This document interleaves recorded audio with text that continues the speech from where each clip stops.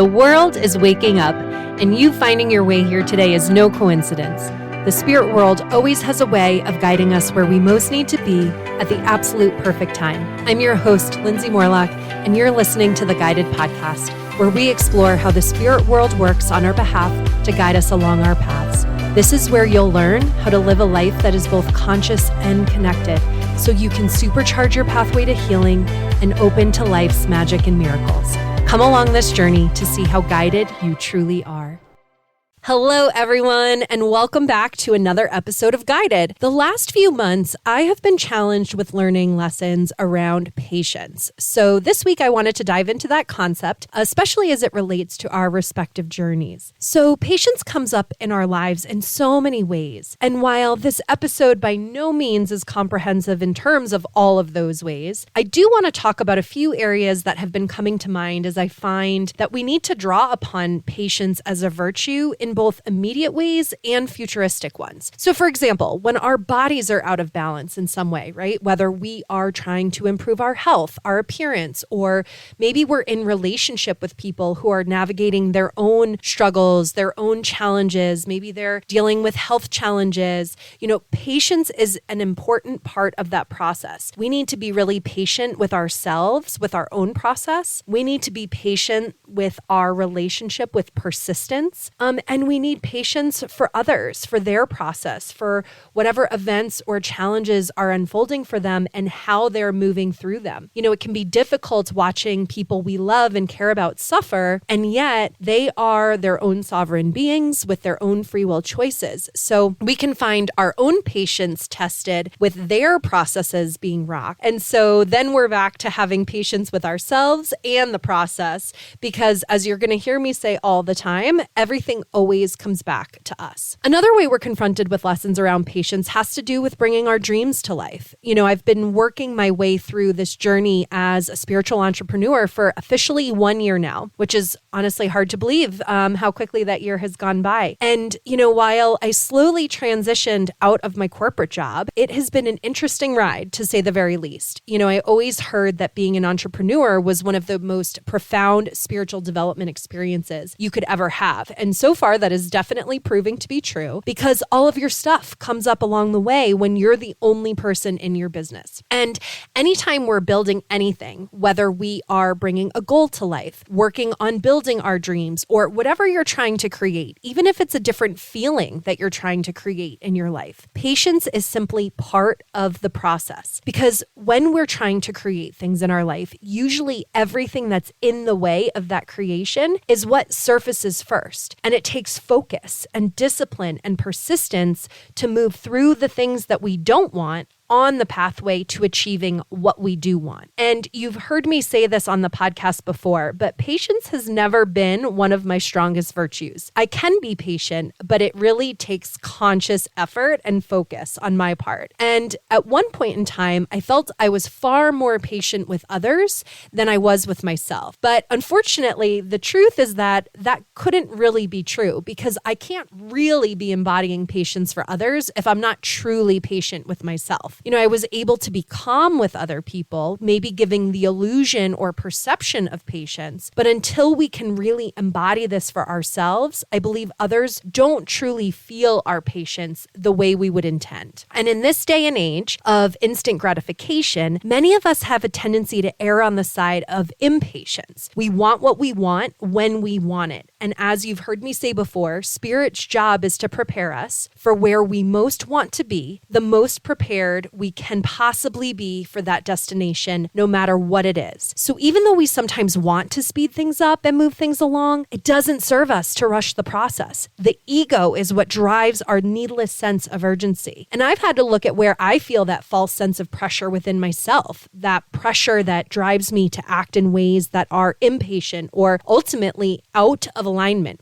because anytime we are being impatient, there is something underneath that. For me, it's generally fear, right? That kind of false evidence appearing real kind of fear. So on any given day, I'm constantly being called to trust where I am in my process, even when it's not where I feel like I want to be. When I can shift my perspective to the purposefulness of the experiences in terms of how spirit is moving me through my preparation, it's so much easier to be patient along the way, because the truth is that no matter where we are on our journeys, it's always exactly where we need to be. We never miss anything that's meant for us, so there's no need to rush the process. Now, I'll admit that given the amount of uncertainty in my life over the past year, Spirit has had to remind me frequently of the patience required of me along this pathway. And I believe that part of that has to do with the fact that one of my greatest lessons in this lifetime, at least in terms of what is encoded in my own hands and my soul blueprint, is around trust and surrender. And when you have this lesson, there is a predisposition to fearing that what you want won't come into fruition. And so instead of trusting and surrendering and allowing the universe to do its thing, the tendency is to push and control and make things happen. So whether you have this life lesson or not, I know everyone on some level can absolutely relate to where you would try to control things or outcomes in your life because you're worried about not getting what you want. And in my former life, I wore this like a badge of honor. And yet in my current life, it only has led me to realize it creates more frustration when I live from this perspective, because my mind thinks things should be happening in a certain way on a certain timeline that my ego has for my life, not what spirit sees as the best possible path for me. And when I allow my mind to run the show, it leads me down that pathway to a false sense of urgency, to internal pressure, and ultimately impatience. And that leads me to take action that doesn't necessarily serve me. You know, my mentor always says, and I'm paraphrasing here, but she says that when we have faith and trust that what we want in our lives will unfold, we don't even really need to have patience because we know what's meant for us will find us and arrive in the perfect timing.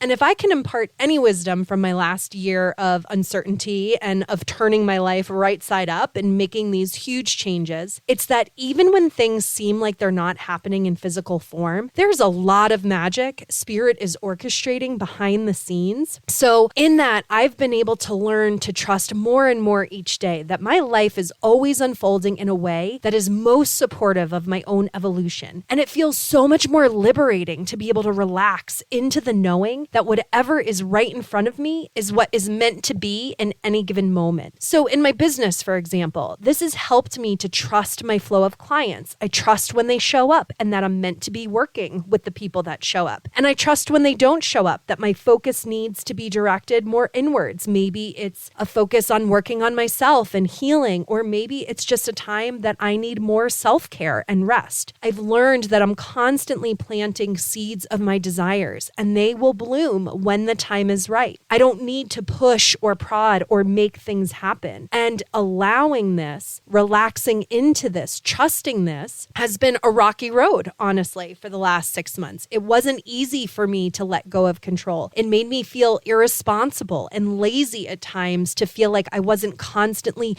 doing something for my business, because oftentimes in the corporate world, we build our careers on making things happen. I know I did, but relaxing and taking care of myself as opposed to constantly working and doing and checking items off a to-do list felt counterintuitive to building a business. And yet, the more I trusted how spirit was guiding me along this path, the more doors and opportunities opened for me in my life without me needing to make anything happen. And it felt incredibly uncomfortable to lean into a different way of living, especially when society literally gives us messages around hustling, working harder, working longer in order to look successful or be successful. And while I'm by no means living this perfectly, it required incredible patience with myself through this process of learning how to show up for myself and for my life in a completely different way, especially when my old patterns kept tugging and nagging at me, wanting to revert back to living from the place of making things happen and wanting to control. So now, as I focus on my well-being, as I focus on my vibrational alignment and I make that the priority in my life, it becomes and has become so much easier for me to access my own wisdom and my own guidance. And when I feel connected to that, when I'm following the steps Spirit is asking me to take, I more deeply trust that I'm exactly where I need to be, even if my mind wants to contest that at times. There's a purposefulness to the virtue of patience. My impatience has shown me where I'm not trusting. It shows me where my resistance is. It shows me where I am not in acceptance of what my life looks like or where I'm not feeling satisfied with what is. And so even our impatience is directional. Not only does it point me in the direction of what I need to heal in the process, it leads me to a deeper trust of the evolutionary process and patience that all is unfolding according to the divine plan, even if it's not my mind's plan, which, by the way, it usually isn't. So, to be honest, there have been times where I have felt disappointed about what my life looked like at a particular point in time, or I was disappointed where I was at in my learning or in my process, but my lack of acceptance was the problem, not where I was. What I can now see, given the benefit of hindsight, is that everything is temporary. Everything is purposeful. And even in our evolution and our learning, even if some of that feels painful, we're still beautifully supported by the spirit world through all of it. So all of this contrast has led me through my own cultivation of patience within myself and for my process. And as a byproduct, it helps me have more patience for where others are at along their journeys as well. So for anyone who also struggles with the virtue of patience, here's what I can offer you this week. When you're feeling impatient, take a breath and connect with nature. Connect with the cycles of each season to help remind you that everything always changes and everything always blooms in its right time. It's springtime right now in the United States, and I've spent the last few weeks traveling around. And the one thing I've noticed in my travels in nature is that different locations, right, they all have the same trees, and yet they're all blooming in their own right timing. So the Bradford pear trees were blooming in Arizona before I left,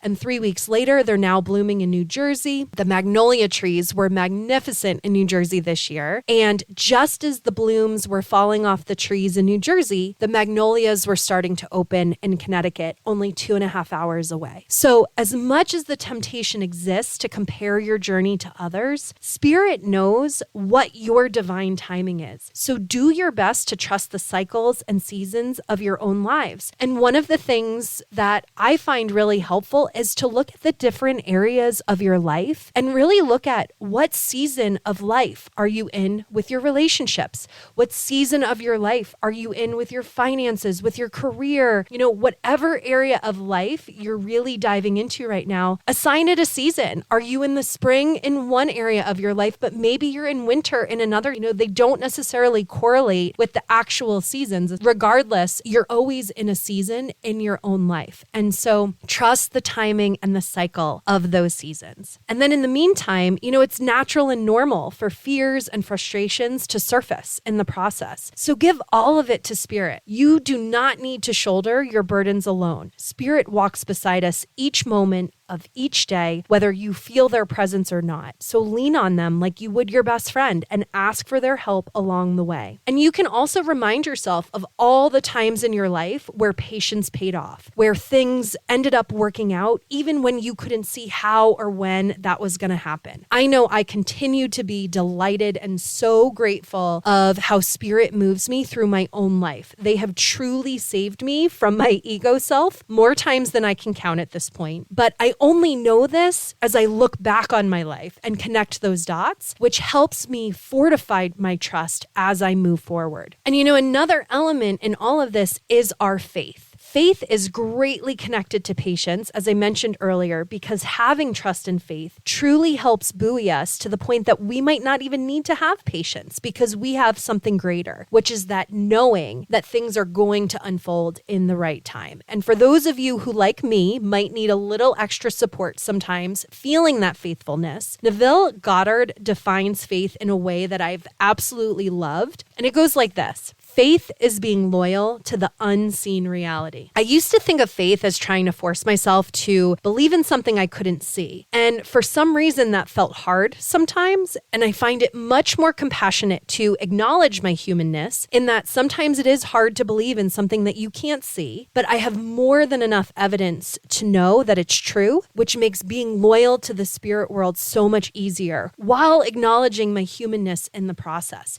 So this loyalty to the unseen realm, it's a choice. And so ultimately, when we direct our attention to the unseen realities, the one within, the one above, we need far less patience as we can know unequivocally that everything unfolding in our lives is always perfect. So until next time, may you trust the timing and flow of your life, knowing that all comes in divine timing. Have a great week, and I'll chat with you all again next time. Bye for now. Thank you so much for listening to the Guided Podcast. If you enjoyed this episode, I would be so grateful if you would share it with a friend or even leave me a review so we can ensure that it makes its way into the ears of listeners who need to hear these messages most. Until next time, may you remember how guided you truly are.